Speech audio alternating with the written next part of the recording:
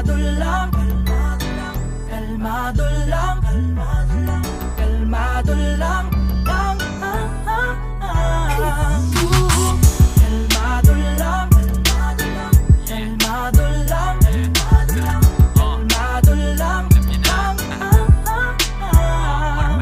Ibang klase pagkadali, balikan malalagari, utak ang palalakarin, bitawan mga bagahe, pasensya pahahabain, ang plano paggaganahin, lahat ay makakakain, salamat mapapaamin, sagad hanggang sa dulo, tsaga kung meron mang tulo, bitaw, palaging todo sigaw, ay nasa tono, ikaw lang din kikilos, ikaw mismo kukuha sila, yung manghihila sila, din manghihina, walang makakaawat hanggang sa makalapit sariling biyahe, lakad hindi lang nakasabit, hindi pa man makuha, at least ay sinubukan, sagot ay laging hanap, hindi ko sinukuhan, minsan ay tinutulad, kaya ako tinutukan, pag-asa tinubuan, lahat yan tinuruan, lakbay kahit walang kasabay, sumakay kahit kailan, huwag kang matakot sumablay. Sige lang, tuloy lang sa pagbibilang, bibilang.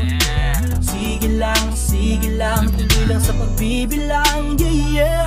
Ito ang aking gitlang, daliri sa lubin sa kada sambit ng aking pangalan kesa aking pagbigyan. Mas pinili kong maging kalmado, huwag nabigyang pansin yan. Tuloy lang sa gawain, huwag magpalinlang, sa mga tusok di na dapat mailang. Tatagan mo lang at maging kalmado.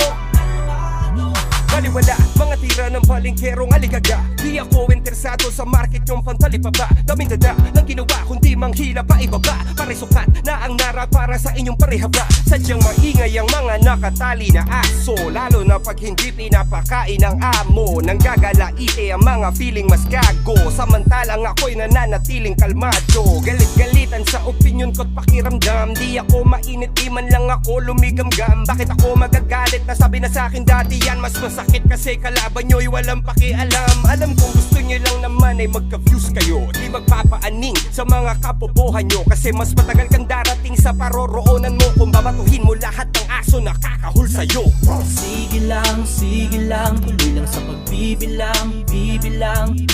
Sige lang, tuloy lang sa pagbibilang, yeah, yeah.